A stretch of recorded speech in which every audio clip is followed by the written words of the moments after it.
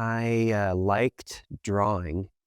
I was enrolled in Cal Poly as an architectural engineer, which Cal Poly doesn't have a degree in structural engineering. The degree is called architectural engineering, which is kind of interesting because um, it's like a slightly more lofty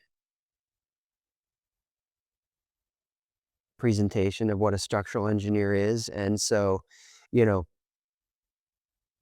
there's a lot of beautiful buildings designed by SOM, like the San Francisco airport and stuff like that, and there's this cathedral in Oakland, and, ultimately, I did discover at the end of the day, look, these are designed by architects, but the structural engineers or the architectural engineers were really, like, indispensable in the creative process, in the design of trusses and tectonic components and stuff like that, and I didn't really know anything about architecture, and Wasn't your dad an architect, though? both my parents aren't. Okay. But Did you not know anything about architecture? I didn't know anything about architecture. You know, I for some reason, neither of my parents ever told me to do architecture, and they both like architecture. My mom and dad both do. My mom actually retired 10 years ago and started teaching architecture to high school students, and recently she was doing working in a community college, but she did that, so she slightly transitioned out of it, but both of them were working in the residential field in, this very, like, very beautiful, like, truly cozy, warm Mm, tradition of, like, Bay Area craftsman style houses, yeah. and, so and they're great at it. Both of them really know how to design a kitchen, like in a breakfast nook. And it's serious. It's like, it's like I mean, a client asked my mom to design a kitchen for them in the Berkeley Hills kind of moonlight basically like a couple years ago, and the kitchen cost I think like $300,000 or maybe 400. I can't remember. It was like almost as much as my house. What? It's a beautiful kitchen, and so that's a certain level of like expertise about architecture and a bunch of other things. And anyways, for whatever reason, uh, they never told me about architecture, really got me interested in architecture. Uh, I, uh, I was interested in making things. I made like tree houses and go-kart type things when I was in high school and little gadgets. It was not really uh, impressive, unfortunately. I was not impressive. I did know people that were impressive, people that were doing gadgets that were like literally connected to robotics, Mm. and then they went to UC Berkeley or Stanford. Those people were impressive, and I was really envious of them, and I really wanted to have the kind of innate gift that they appeared to possess with respect to gadgetry, like robotics and I just didn't have it. I didn't have that gift. But I did like making things and, however, like primitive. So I figured I would go to an engineering school. I really wanted to go to a prestigious engineering school like Harvey Mudd or uh, UCLA. Or UC Berkeley, and I didn't get in, and I was kind of devastated, honestly. So I was kinda going to, like in my mind, was kinda like a second-rate engineering school, and I was just kinda like, "Geez, like, what am I doing?" And like, "Oh, whatever." But so anyways, I went to Cal Poly and, for architectural engineering, and there was a studio course that was co-enrolled with architecture students. And the studio course, of course, was vaguely about structure, design, whatever. But they taught us all drafting, and I'd never drafted anything, and I really loved drafting. Mm. I was, I just, not instantly actually, not instantly, but I eventually, so I like drawing, and I I like drawing. I like that it didn't require a lot of artistic, creative, whatever. Mhm. Um, it was if you just sat down and were very patient and kept your fingers clean and sharpened your pencil and just took your time, 24 hours later you'd have like a very beautiful drawing, Hmm. right? Yeah. And so I just loved that because I, uh, I never, yeah, I never really felt like I had uh, any serious kind of artistic gifts, really. Distracting. Yeah, and then until I discovered drafting, and then I started drafting, and I was like, wow, this is a beautiful drawing. Were you good at it? Yeah, I was good at it, but my feeling was that I wasn't just good at it. I felt like I spent more hours than anybody else. Mm. So I really liked drafting because it just was this very, like, open playing field, and, especially the exercises during first year design, it was just kind of like, you know, draw these, you know, cubes with shadows and whatever, and this first, I mean, or draw a staircase. I remember I drew a staircase one time. It was a pretty complicated staircase. It was a section perspective of a staircase that went up like this. So it was axonometric, but it was almost kind of like foreshortening in painting Okay. in the same way like a hand painted to the canvas is foreshortening to the stair. And it was just unquestionably like a beautiful drawing. But you arrived at that beauty through this relatively straightforward, unartistic way. Mm. And, so it was never intimidating for me. Because I was always a extra credit guy. I got straight A's in high school. Seriously. I got straight A's in high school, and I was absolutely SHIT paranoid about not getting straight A's. Didn't you Eh get a D in structures though? In I did architecture in school? architecture school, Okay. yeah, but in high school, I was paranoid about my grades because I never thought of myself as having a, naturally high IQ. So I just figured that I would have to try extra hard and have good grades, you know? So I was always doing the extra credit and, doing the math homework and showing all my work, and everything was just insanely organized. It's kind of strange. It's very opposite to how I am now. Yeah. But yeah, I had a very disciplined work ethic in high school that was based off of just putting in the time. Mm. And if you put in the time, no matter, the shortcomings you might have or not have based on what the universe gave you upon birth, it would be okay, Yeah. right? And so I didn't even for 1 second consider being an artist because I didn't care about art. I didn't know about art. I didn't like art or whatever. But if I had considered it, I would have immediately thought it was a bad idea because I felt like I didn't have any of those kind of divine gifts or whatever, you know? But I did just have this work ethic of just sitting down and, working hard. So again, that's why drafting appealed to me immediately because I could just pour endless amounts of, you know, extra credit into it and it would look beautiful. Hmm. I think it's really interesting now that the way you teach is like you say to everyone, like, "Oh, no one's born with a divine gift." I do say that, right? Yeah. Yeah. And then I think it's interesting that you're saying that you were like envious of these kids who were born with this Of divine. course, that's why I say that.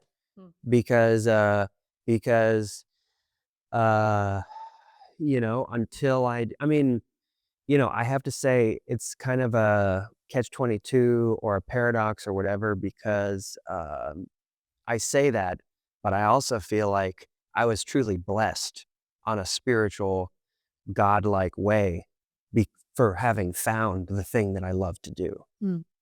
There's no substitute for that. Yeah. I mean, that is a gift from the universe, you know? Yeah. So, yeah, okay, maybe but so I do believe in that. I was very lucky that I discovered that when I was 18 in college. Some people never discover it, unfortunately. So that and many, many, many, many, many other things I can't take any credit for. That's kind of the will of the universe and so on.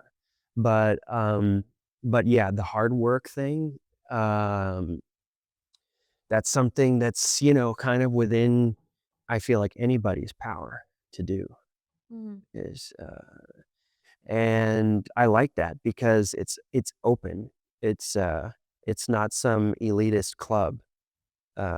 Anybody can participate. Anybody can work all night long. That's also, you know, it's another, kind of thing where, I mean, I'm like, the matter of all-nighters for me is not it's not a black and white issue.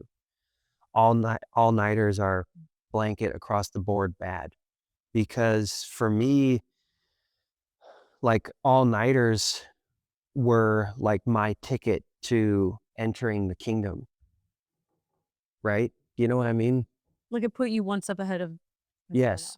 else. It put me one step above people who unquestionably Had talent. showed up at architecture school with talent. Yeah. I was aware that I liked drawing right away, but nevertheless, there was still that, insecure voice in my head pretty loudly, honestly, for several years, that said, "You don't have the same talent that so and so has." Mhm. I was aware that when I showed up, there were people who had talent that had probably read books about architecture or, They went just to drawing school or or did whatever. yeah. Yeah. And, but again, but despite that fact, it was a neutral it felt like, it's kind of like the army. It was just like this boot camp, like, neutral it was the great equalizer. Mm. It was like no matter what you came with, architecture school, if it's intense again, this is why it's not black and white for me about the all-nighters. If architecture school is intense enough and it can just, smack everybody across the face, not everybody needs to participate. Not everybody wants to participate or should participate. But if it's intense, it can be this great equalizer where no matter what you came to school with, which for some people is basically nothing, for some people is a lot, everybody has the chance to excel. Mm. That's why Well, I liked it. interesting. And then did that necessarily make you fall in love like, I don't know, would you say you fell in love with architecture because of the content or explicitly because of the work? The first building that I fell in love I didn't I mean, there's like, it's like, architecture is like love, or you don't fall in love with love, you fall in love with a person, Mm. right? So you don't fall in love with architecture, it's just a word, you kind of fall in love with buildings, right? So, and then eventually you're just so ensconced in this, vast world of buildings and drawings and books that you just have no other choice but to say you love architecture, right? But yeah, the first building that I fell in love with was the architecture building at Cal Poly. Huh, interesting. Yes, which is why I think it's so important that architecture buildings specifically, um, paint the paint the discipline of architecture in the most, you know, open-ended, noble, creative, thought-provoking, exciting, imaginable way. You right? I Yeah. mean, it's like I mean, uh, probably, people who are really interested in cooking, were surrounded by some form of like high quality cooking or chefs, I mean. their grandmother, their father, the mother. You have to be surrounded by this world of like cuisine. Not necessarily your parents are chefs, but you have to be surrounded by it, I feel like. Yeah. And for you to really fall in love with the thing, who on earth would fall in love with cuisine just by reading a book about it? That's crazy. I mean, who would do that? That's Just maybe some people. I mean, Did that those read and they look at the photos and they're like, yeah, "Yeah, it's so good, that's but I can't insane. taste I it." mean, maybe, but, the Cal Poly Architecture Building, yeah, there was definitively a day where, I was sitting there. I was, you know but, I think I may have honestly, like, shed a tear. I was just like, "Wow, this is what a beautiful building looks like." Mhm. The Cal Poly Architecture Building is a classic, um, I I wouldn't just call it a brutalist building, it's more than that. It's a it's an inside out building where Mhm. all the guts are on the Like outside, the just Pompadour. like the Pompidou, Yeah, okay. but it's a brutalist building. Oh, interesting. Yeah, so the Pompidou is a inside out building, but it's a high-tech steel building. The Cal Poly building is an inside out building, but it's a brutalist building. I think Mhm. a lot of brutalist buildings are kind of inside out buildings, but this one is really an inside out building.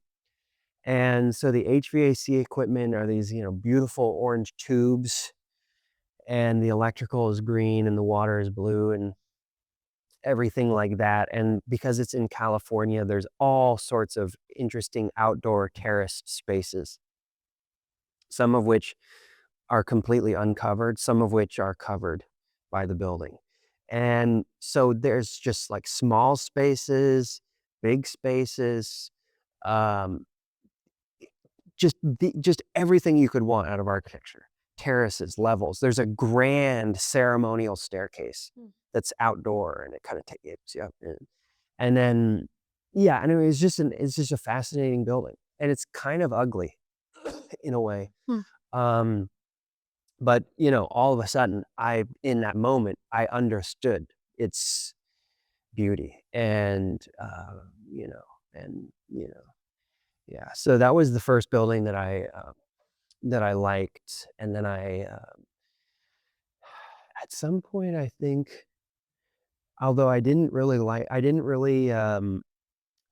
become obsessed with Gary until, like, 6 years ago or something, but I did actually see the Sketches of Gary documentary. Yeah. I randomly watched it, and, uh, and I saw the horse's head, the DZ Bank, and that really excited me and startled me, and the way that that movie was made, it's a really, like, powerful movie and, film documentary. And then I also, fell in love with, Richard Neutra, Mm. uh, they're just like, early modernists, Yeah. So it was almost like a series of time that took to necessarily say that you, like, fell in love with this and recognized, "Okay, this is what I wanna do." It wasn't Yeah. like that and maybe there's moments that captivated your attention, but over a prolonged time, you're like, "Okay, this is really what I adore and love." Yeah, I transferred into the School of Architecture my first year, probably around the time I had that experience with the building and so on. Yeah. And, I was in that world, and then, yeah, became, like, really I mean, there's, like, the world of studio culture, and then there's the architecture world in general, outside. And so for the next, like, 2 or 3 years, I was really in love uh, with the, school culture of architecture. Yeah. So I saw architecture through the narrow lens of as a student making student projects, Mhm. and I liked other student projects, and I liked school and all this kinda stuff. But, you know, I wasn't quite, I didn't see, like, the whole picture. I didn't really see, history beginning in, like, you know, ancient Egypt and, Rome and, I didn't see, famous architects practicing in New York. I didn't see any of that. It was all just about school. Yeah. And then so during my 4th year, I interned with Neil Denari, and that was an explosive moment where I kind of okay, now I always had an ambition to be a great student. Of course, I wanted to be a student that was doing well. But then I worked for Neil Denari briefly for 2 days a week for 6 months. It's nothing. I mean, it's not like it was this, like, profound fellowship, you know? But, at that point and I also had a really great studio professor at that point who was also a practicing architect. At that point, I was like, "Okay, I wanna be a great architect." And it's like kind of that was also an important shift where it was like, "Okay, I don't just wanna be a great student, I wanna be a great architect." You know what I mean? Yeah. And so, yeah, there was kind of a point in my 1st year, and then there was a second turning point during my 4th year, right? Mhm. And then so I guess, like, how you got to where you are today, that took you to Cal Poly is 4 or 5 years? 5. 5, It's okay. just like So Virginia Tech. you did the 5 years, and then you decided to go to Harvard, or you decided to get your master's, and why that? I knew that during my 4th year is when it was made apparent to me, probably 'cause somebody told me directly that, 95% young architects find their way by teaching. Hmm, And so I just had it, like a gun to my head, just like it was just like, I gotta get a teaching job. And then it's just like and then it was like, and I gotta get a master's degree in order to get a teaching job. And I always wanted to go to graduate school because I wanted to be in an atmosphere that was a little bit more high stakes and competitive and perhaps even a little bit more public yeah, because a lot of graduate schools invite architects from all over to come jury the work. So I was really, excited by that idea. And so then graduate school was a given. And then, but before graduate school, I had an internship. I worked for Weiss Manfredi mhm, also after my 4th year. That was a great time. I worked definitely like 12 or 16-hour days. wild. And Just they, as an intern, like a yeah. summer And intern? well, it was, yeah, but it was one of those things where they were like, "This guy's willing to work super hard. Let's just, like, put him on these competitions and just, like, squeeze every" Inch out of him. yeah, as a toothpaste. So, so I worked super hard, but I was paid back tenfold Hmm, because I was involved in these, like, competitions, and one time I even got to, like, go with them and deliver the model, and I felt, super important and, you know, so then, I didn't really look anywhere after during my thesis year. I just knew I was gonna go work for them. I didn't apply to a job, I just worked. I'm a lucky guy, and my mom, actually went to high school with Marion Weiss, yeah, so that was the connection, but, so I went to work for them for 2 years, and, I had actually thought about going straight to Harvard from college, because my roommate got it my roommate was gonna do that, and I was very envious. I was like, "I don't want him to go to Har I don't wanna do that," and then, also I knew Neil Denari had gone I think he had gone straight to Harvard, and so I was like, "Okay, my roommate's doing it, Neil Denari did that, so I'll do." So but then I spoke to Marion and Michael, and they're like, "No, you have to" from Weissman Freddie. They yeah, said, "No, you have to work for 2 years." And,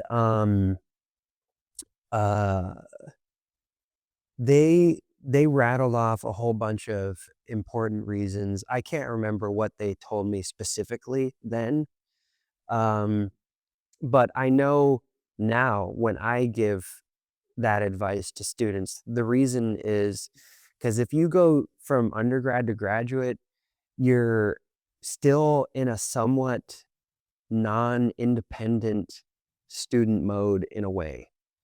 And, uh, Mm. also, school is so hectic and it's so demanding that for me, I didn't have any time to read anything. So I didn't read anything. I didn't read a single book. I had never read Toward a New Architecture. I didn't read anything. Wow. So, so I was grossly underprepared intellectually. I was grossly underprepared in that I was still just kind of in the mode that you do what your professors want you to do. And also, I didn't really have any, I don't think, interesting or original ideas of my own. And so I think if a student can take time off for 1 or 2 or 3 years or whatever, hopefully not too long, but to number 1, read a little bit. Number 2, step outside of the grand religious authority Your studio of professor? the studio professor, right? Yeah. And thirdly, if you can, uh, if you can have some ideas of your own, you know what I mean? Yeah. Then when you go to graduate school, you'll you'll be more prepared to like participate in conversations about history, about theory, about whatever. You'll you'll be a little bit more skeptical of your professors, which means you'll have more autonomy and independence. And if you have 1 or 2 ideas that you've concocted in your spare time, you can bring them to graduate school and they'll germinate Mm. in this atmosphere of like intense creativity, Yeah.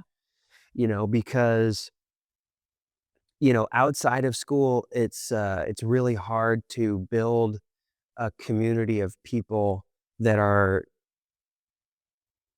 checking in on each other and looking at each other's work and stuff like that outside of some, bohemian artist community,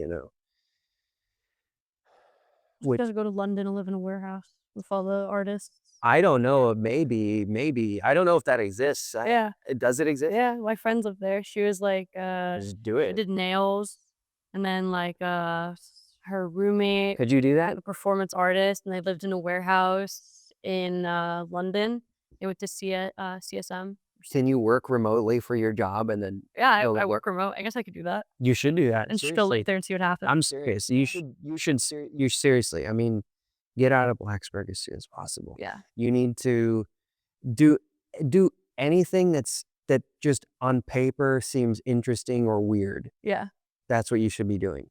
Yeah, well, yeah, I'm moving out tomorrow. That's what I Yeah. want to do, this You should go to London. London, just move in a warehouse. Yes, Yeah. seriously, like, sleep on a cot and just, like, all that stuff, yeah. Seriously, if you have a remote job, Yeah, that I makes would. sense. I don't know what the visa situation would be like. Maybe it's not that difficult. Yeah, I'm EU, You're EU? but London isn't EU. Really? Yeah, my mom was born in Ireland. Oh. Can you do some, commune thing in the European Union? I guess if they I just don't know with one in London, but probably everywhere. Probably someone like Berlin. Yeah, again, probably if it smells like a artist community, if it looks like an artist thing, if it tastes like it's probably is, Mhm. And, yeah, so but yeah, and then, so yeah. So then you went to Harvard, graduated, and then what did you do next? Well, so while I was at Harvard, 'Cause most architects just become licensed, but you're not even licensed. I'm not licensed, Yeah. although I'm studying as we speak. Ah, taking your air. As soon as this interview's over, I'm going to resume studying Amber Book with Michael Ehrman. Nice. Plug. Fuck. But, uh, so, yeah, I knew 100% it was a life and death situation. I had to get a teaching job. Mhm. This was non-negotiable. it was seriously life and death. I was like, if I don't have a teaching job, uh, I had built one house Mm. before graduate school. I'd started before graduate school, and then it was finished that summer. Uh, so I was prepared to move in with my mom and maybe try and piece together some freelance career as an architect. Mm.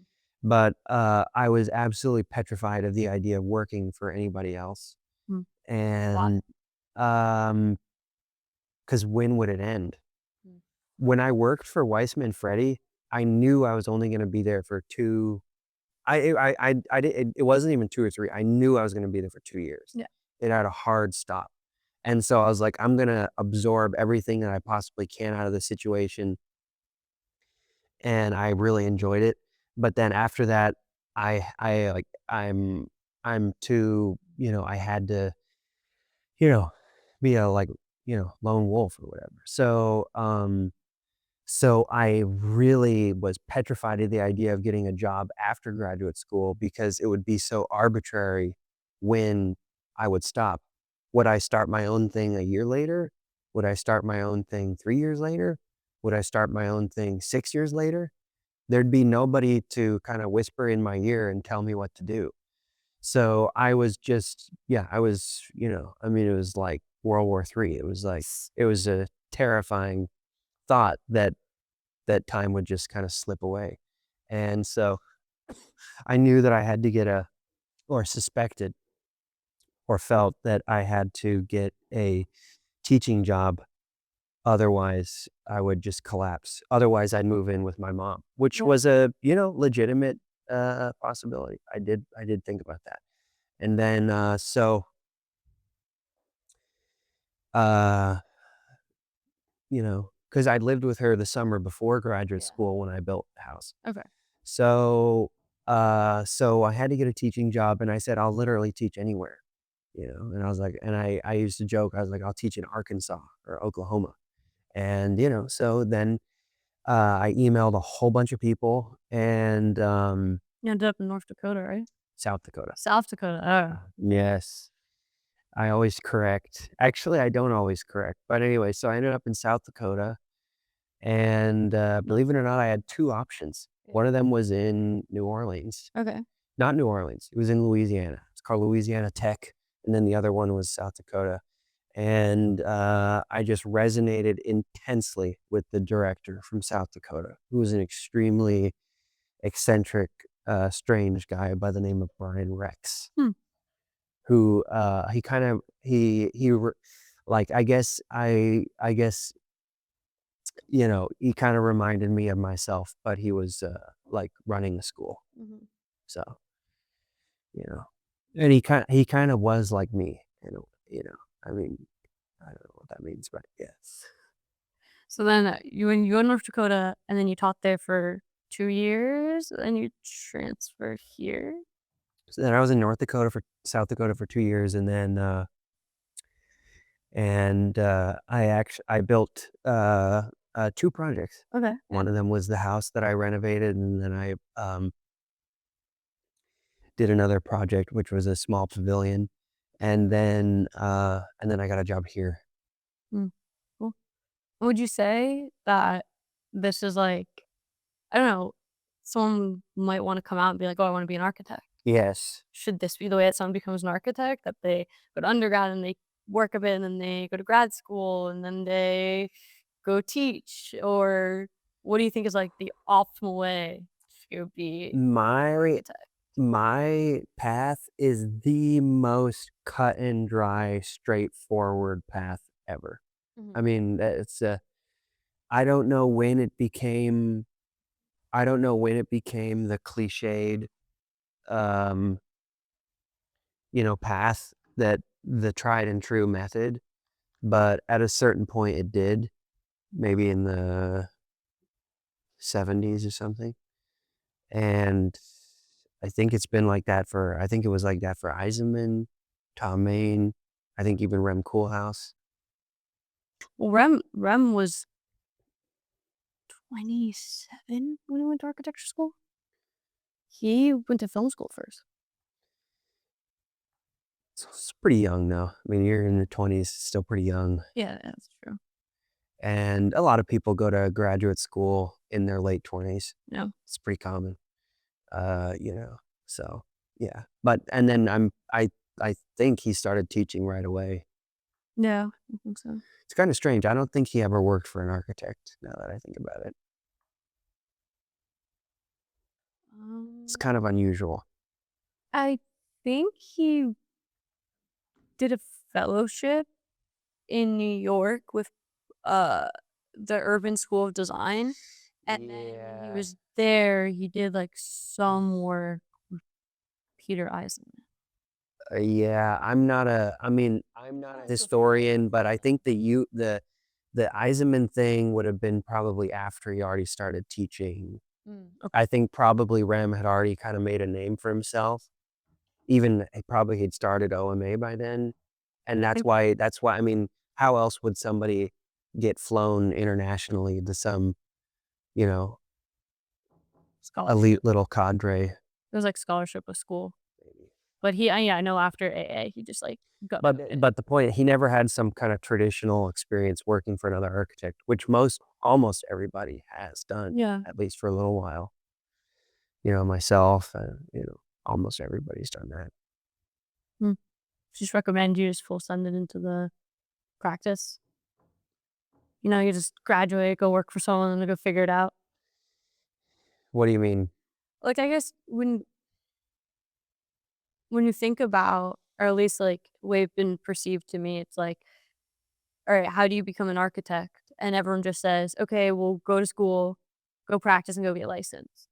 But there's no, like, leeway. It just feels like it's a very cut and dry path, like, majority of the time, of how to go become an architect. Like, it doesn't seem like, oh, you can become an artist doing, like, "Oh, I went to school 4 years, and I was a construction worker, and then I did, like, food, and then I started painting, and it took off." You know? The thing is though, uh, I could be mistaken about this as well, but, a lot of the big artists who are, kind of passed away or, still in their prime, I'm pretty sure they went to art school, you Mm. know, No. like Richard Serra and, Mike Kelly and Rauschenberg and, so they, brushed shoulders with famous people, um, no doubt learned a lot, but then also built connections with those people that probably leads to little gallery shows, you know you know what I'm Yeah. it is somewhat the art world is there's a lot of exceptions, obviously. Andy Warhol's brilliant story where he started as a commercial artist, Yeah. you know, uh, but, there are a lot of there is a bit of a formula for the art world, I think, honestly. It's like everything, basically. Every job. I mean, I honestly hope there's a formula because if there's gotta be some I dislike the idea that there's no formula. I dislike the idea that it's just like, "F you, figure it out, go wander into the, Sudan desert and meditate for 10 years and then, become a genius," and, I like the idea that there's some kind of formula, right? Yeah. Uh, Because then it's like, uh yeah, I mean, there's gotta be some kind of formula. It's not just, like, unpredictable. Yeah, there's got and, and then within the formula, it's like,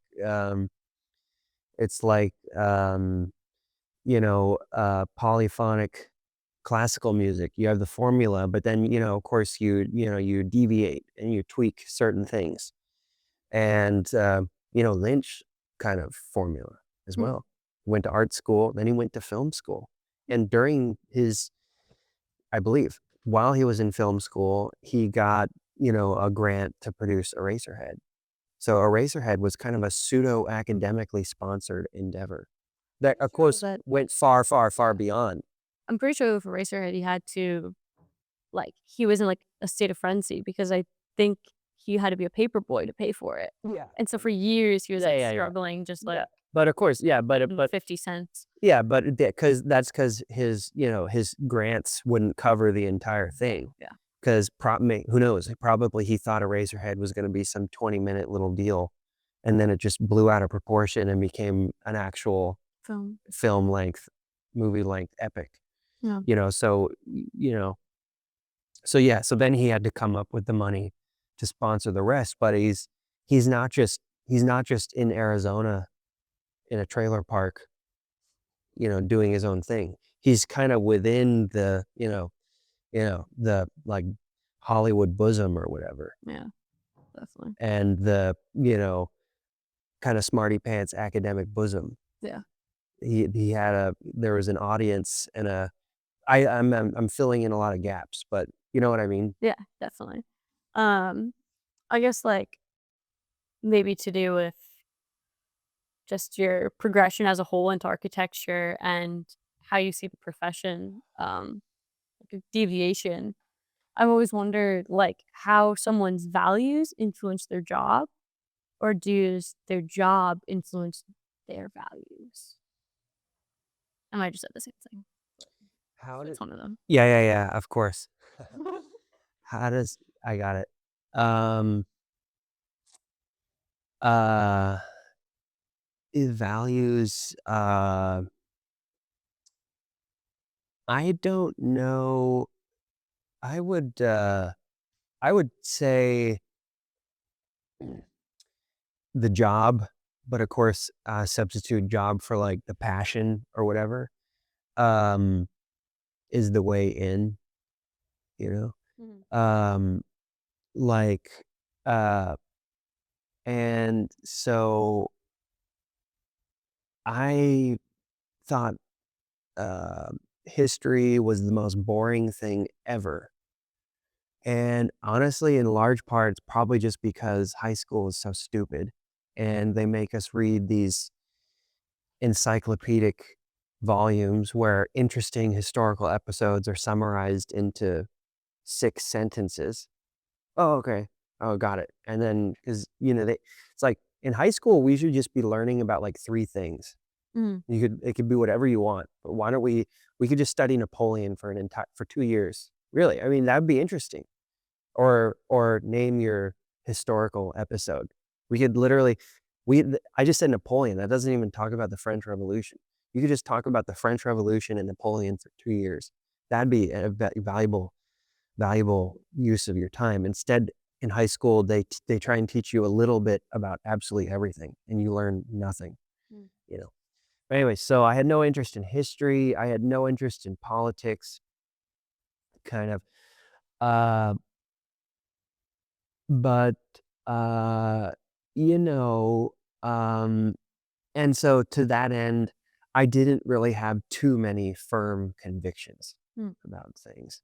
Interesting. And, architecture has not, formulated my worldview entirely. I would say it has formulated indirectly large portions of my worldview, however. So, through my love of buildings and architecture, slowly but surely, I became interested in the history of architects specifically.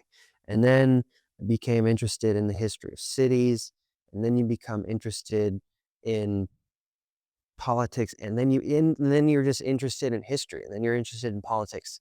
And but it's all through this, it's all through this, like, singular passion. Does Yeah. that make sense? Yeah. And so, as a result of, like, you know, becoming interested in these other, like, worldly matters, not specifically architecture, but through the lens of architecture, that has informed my values, I would say.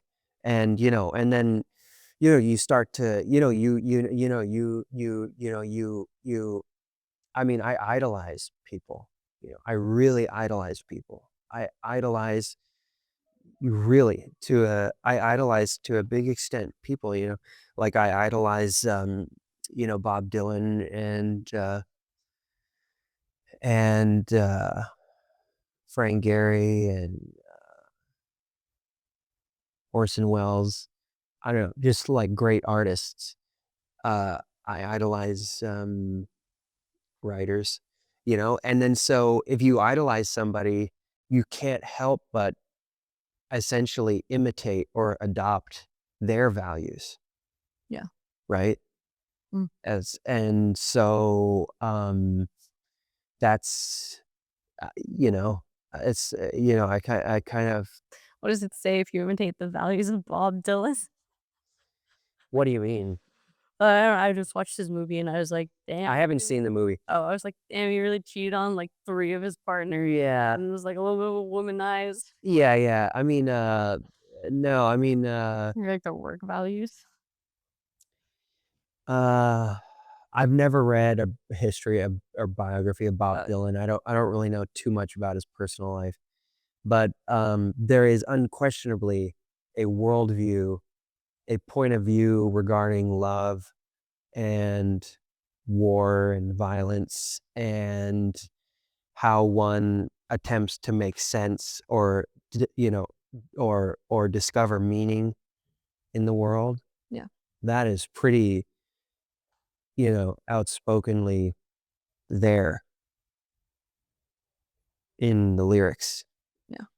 you know. Yeah, definitely. And it's not cut and dry. Maybe it's kind of vague and layered, like any great artist would have a layered, ambiguous point of view about things.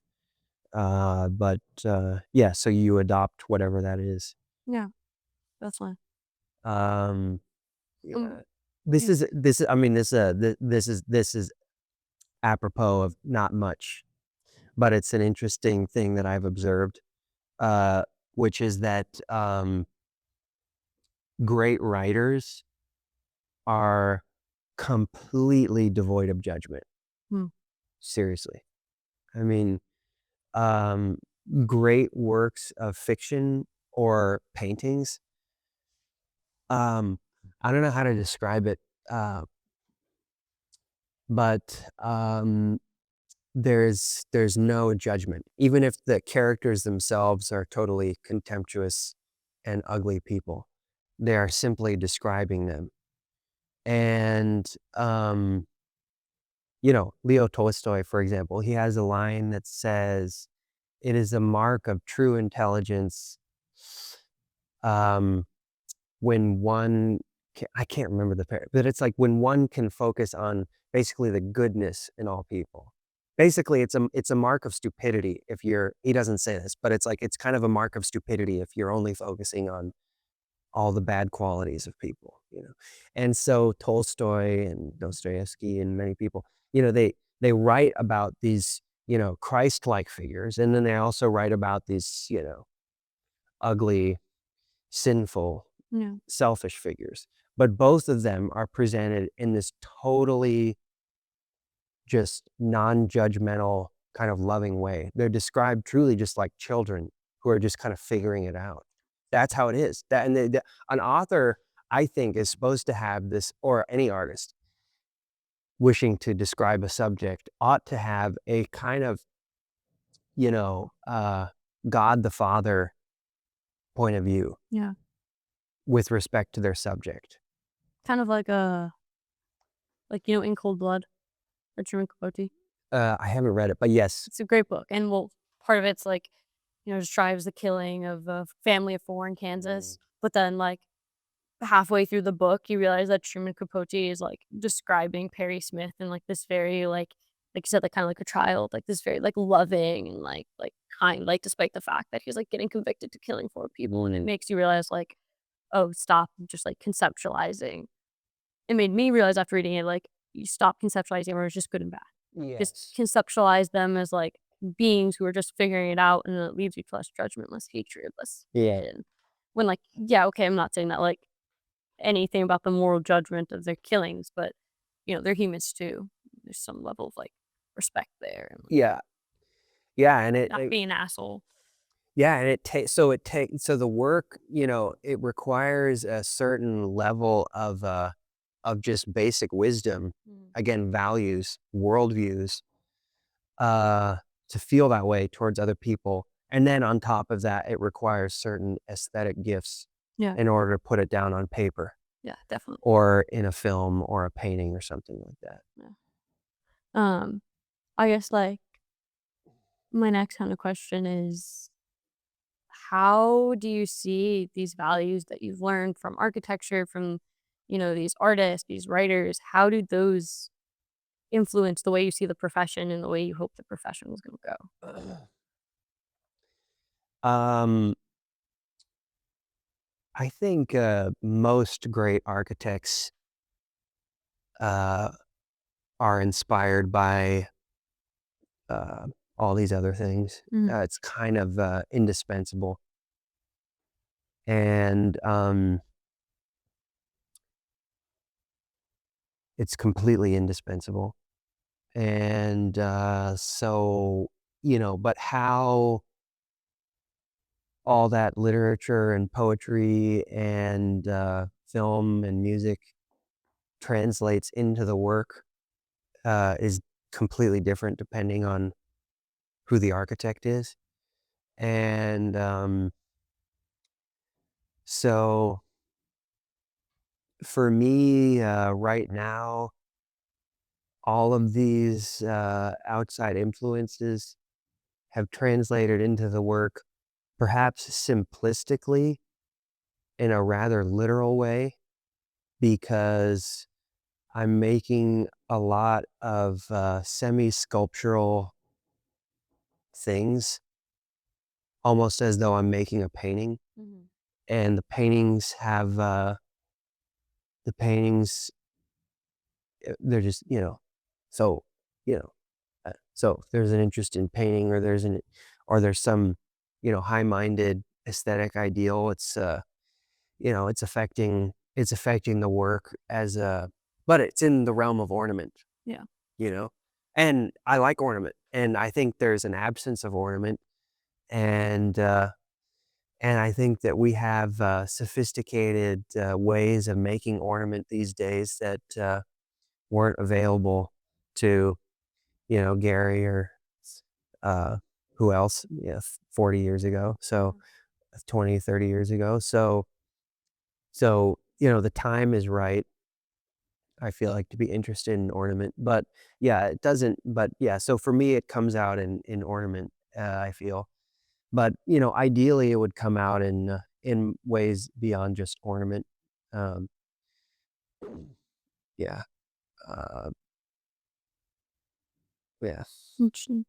And I guess, like, what would your advice be for young people who wanna become architects or who are trying to figure their life out?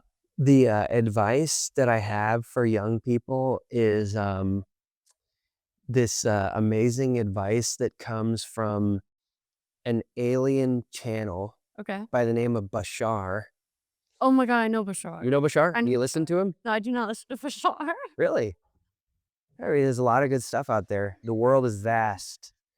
But the thing that Bashar reiterates over and over and over and over and over again, Yeah. it's very simple. It's just you do what excites you the most. Okay. Whatever gives you the greatest amount of excitement. This requires a certain, he qualifies it, it requires a certain degree of self-awareness so that you're not, being deceived. I mean, it's crazy. I was deceiving myself. Yeah. In high school, the only thing that I wanted was a sweatshirt that said, UC Berkeley or Yeah. UCLA or name it, right? That's the only thing I wanted was a sweatshirt that indicated where I went to college. I suppose maybe that excited me. I don't know. Maybe, and I told you I was a straight A student, so you know, perhaps that extremely narrow, limited obsession was what my soul or whatever used in order to get me to perform Yeah. academically, whatever. On the other hand, that's a pretty, you know, I don't know, was I deceiving myself? There I did have, like I said, I had some latent passions and interests in high school, building stuff like that. I even made tree houses in high school.